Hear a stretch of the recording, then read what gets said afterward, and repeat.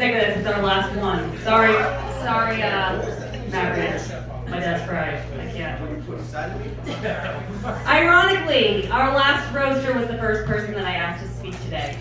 He's a great storyteller, so funny, so I knew he'd be perfect for the job. So I started thinking about my little mini roast of him. How was I going to roast this guy? He's always the life of the party. Everybody loves him, so I can't really dig on his personality too much. He's a New England champion wrestler, and I hard to make fun of that. What was I going to say about Garrett? Wasn't he the first wrestler to win a banner from Milford? He was the first wrestler to win a banner from Milford. Thank you, Martha. Yes, he was the first state champion. Martha. But we're trying to make fun of him here.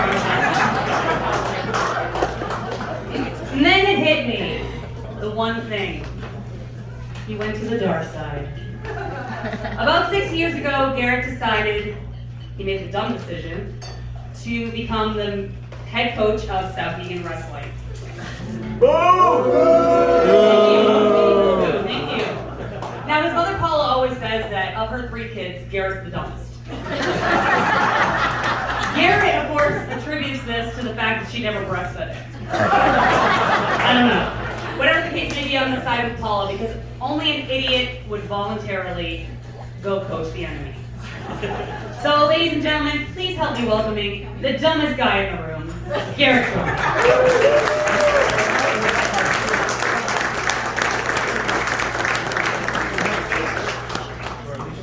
Double fist then, huh, Garrett? Okay, But she knows from the wrestling was his life. Manly grass. All right, how about a hand for Brandy Fosher, huh?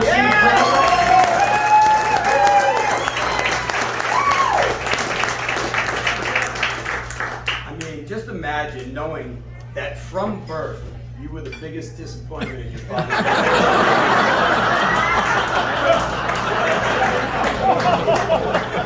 But she just kept moving forward, finding other ways to disappoint. You're an inspiration, kid. How about my brother today, man? Yikes! Huh? Hard to believe he's still single, isn't it? But seriously, ladies, he's smart, he's funny. Of course, you better like driving, because a valid license is not a sure thing with this guy. Oh, I'm sorry. Can everyone hear me all right? I can usually not need a microphone, but I'll continue to use it here. All right, listen. I do want to give my brother some credit, though, and I've been thinking about this. You know, and let's see, you got Paulita Lowe, Dad, me.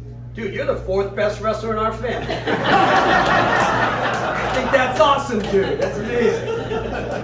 Probably a good thing Dawn didn't wrestle, but hey, congrats. I'm so psyched Pierre Couture showed up tonight. Pierre, stand up, please. Stand up, please.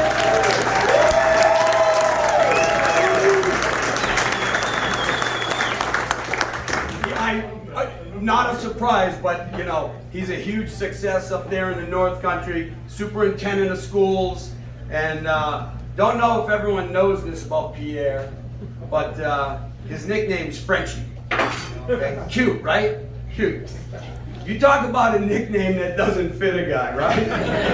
Frenchie? How about fucking Sasquatch? Was Sasquatch taken in your high school? Like, is there really a bigger, hairier motherfucker than you in your high school? I swear to God, look at him. He actually left the house clean shaven this morning. He's like a fucking chia pet. Frenchie. You know anyone else named Frenchie that starts shaving right below their eyeball? Is he laughing?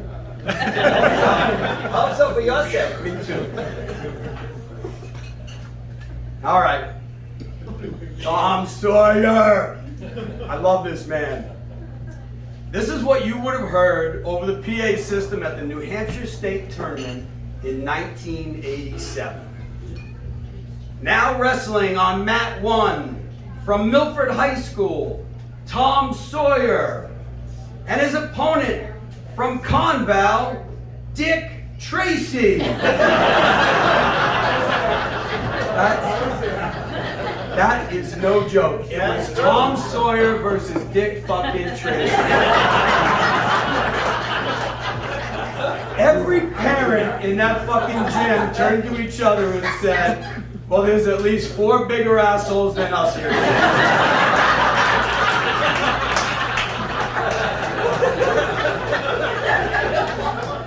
At some point, though, Tom, you got to take a little responsibility for yourself. Am I right? Yes, you are. Okay? I mean, you don't suppose Dick Tracy still goes by Dick Tracy, do you? He doesn't. I looked him up. It's Richard Tracy Esquire. He's doing very well. Big house in Peterborough now. Okay? Think about it.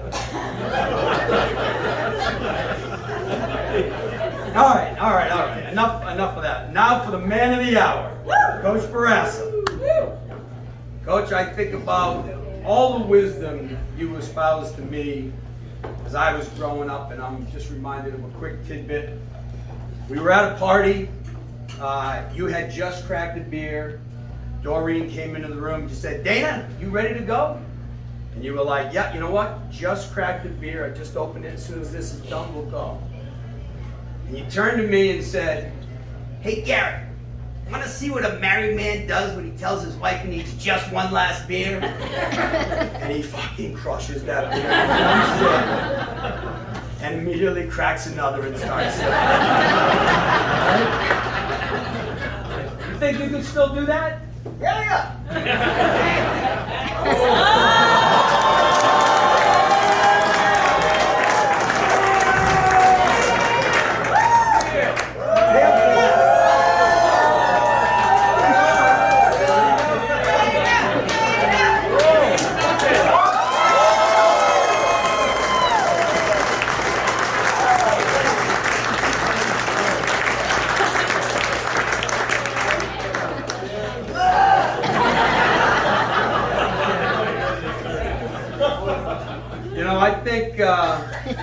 I think all of us got a little PTSD for being in Coach Bourassa's rally. He's just the most aggressive motherfucker. He really is. You know, in September of my freshman year in high school, I remember I told Bourassa that I was planning on coming out for the wrestling team that winter. What a fucking mistake that was. All right? I'd be walking down the hallway. He'd jump out of nowhere, grab me by the neck. He'd be like, it's like a goddamn dog, bitch, isn't it? That's how you gotta be when you wrestle. I was like, and I had my head on a swivel after that going down the hallway. He'd always be standing in the lobby area, right in that stance of his. Trying to make himself look a little taller.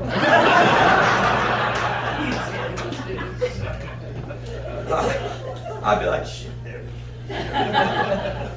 I walked 3/4 of the way around the school to avoid the lobby, right, to get to class. Even the way he ended practices would be stressful, right? He'd be like, bring it in, God damn it, bring it in, Jesus Christ, bring it in, take a knee. He'd be like, is he safe? He seems very angry.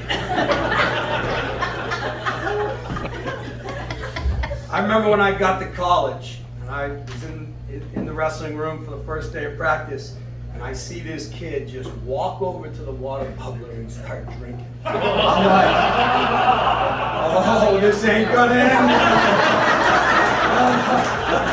Oh, this is bad. Nothing happened, right? I'm like, in my PTSD head, I'm like, oh, he must have a doctor's note.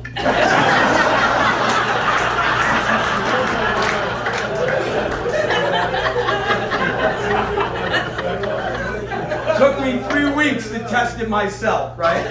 I'm like, hey, Brett, okay if I get a drink of water? He's like, Why the fuck would you ask me if you did PTSD. You know, and Coach, when I think about compassion, I realize you had none. Fucking zero. I recall my senior year, we were wrestling Nashua. They ended up being state champs that year, and we lost the dual meet 30-28. We were a little down, and remember you pulled us aside. I can still remember exactly what you said to us. You guys couldn't beat the Sisters of the Friggin' Poor! Jesus Christ, you make me sick. You didn't want to friend you.